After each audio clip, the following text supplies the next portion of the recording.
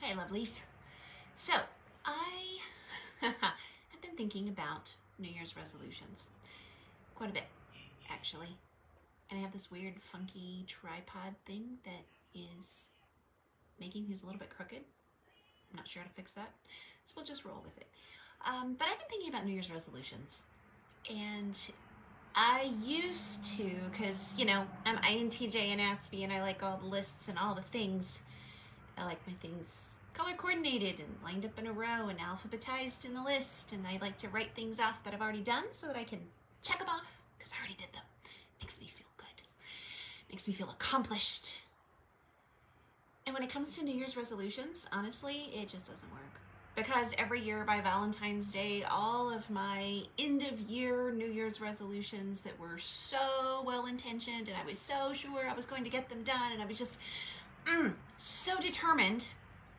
I mean, there were times when I really would follow through with a new schedule or a new commitment. In fact, I probably used to be quite good at following things through, but then things like trauma happened and all of that executive function went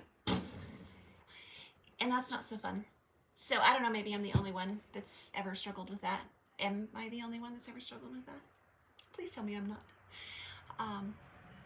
But yeah, so I used to sit down and I would have all these lists, and the problem with big, huge lists for New Year's resolutions, at least one of the problems, is not that it's not good to start new, and it's not that it is somehow damaging or wrong to make lists and do good things and plan better and improve. It's that so often we make these big, huge lists and then we feel like a failure if we slip on some things or if life gets in the way, or I don't know, like the lists that we had at the beginning of 2020 could not have accounted for COVID.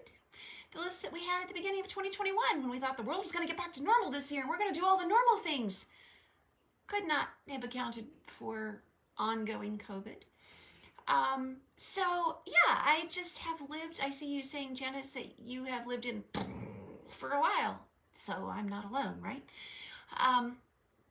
So there was a time when I tried to do New Year's resolutions and lists of things to accomplish. Don't get me wrong, time management and lists are a good thing, but I tried to do them on overkill, and it kind of resulted in this cycle of disappointment and feeling guilt because, especially after I became a mom and I went through trauma and just all the things, just survival was too much to try to take 10 big things and turn my life into something completely different just because it's January 1.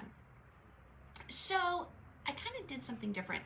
And you may have picked up on this because a little while ago, I think it was earlier today, or maybe it was yesterday, I posted, what is your one word for 2020?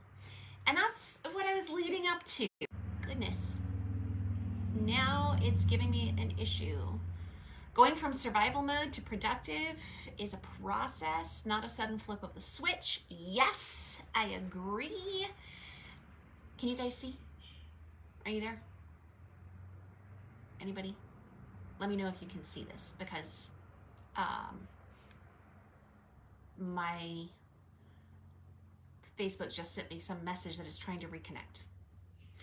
All right, let me get back to the point. So what I decided to do was, you can see in here, good, Becky, thanks. So what I decided to do was step back from that whole massive amounts of pressure and instead choose a single word that I felt was the right thing, the right focus, kind of a theme, not a long list. And so in choosing that one word, I would pick a thing like fearless, like focused, like family, like any number of things. And I've got something in my eye. Anyway, and I would ask myself, with any decision I had to make for that year, does this align with the focus that God has given me for this year? So I know there's been a bunch of you, and I saw several questions and got some messages asking what is my one word for 2022. And my word is cling. From the Bible verse, hold fast to that which is good. Cling tightly to Jesus, to truth, to what matters most, and of course release everything else, but holding fast to that which is good.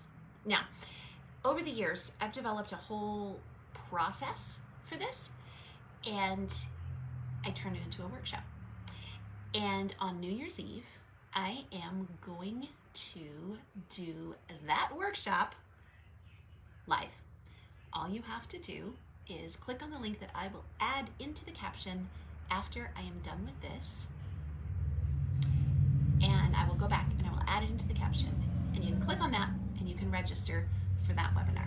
So you could also hop over on the Facebook thread. If you just look on the page, there's a couple of, I think it's the pinned post actually, but you can join in the conversation. And if you're struggling to figure out what your word is or should be, or you just want some inspiration, there's like hundreds of comments underneath that post already asking everyone to share their one word.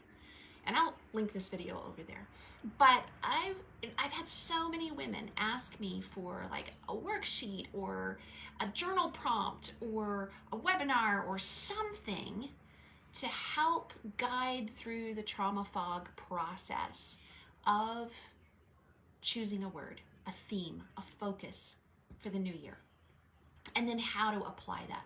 So one word, your wild guide to a purposeful new year, is the workshop. Live webinar, you get a journal with thought prompts and plenty of doodling space. You get a beautiful one-word ebook with bite-sized practical steps to help choose your word and apply it throughout the whole year. You're going to get some special coupons for things like our Sacred Self-Compassion webinar and for daily micro habit development for the new year, and a surprise free gift. It's going to be fun, and it's going to be at 6 p.m. on New Year's Eve. And I'm really hoping that you will join me, and that you will bring a friend, that you will register and hop on. And if you register, you also get the free replay afterward. You get the link to the replay so you can go back and watch it again later. Anyway, I'm very excited about this. I really want to share this process with you. I want to give you the tools to do this for yourself so you can ditch the old New Year's resolutions and not feel like you're just left hanging without any new purpose for the year at all. But instead, you can find a way to create your one word for a purposeful new year. So drop me your comments. Share this video, send it to a friend, send the link to a friend, hop on with a bestie, and I'll give you both special coupons and discount codes and free stuff, and it's going to be so much fun. A really, really purposeful thing to do for New Year's Eve.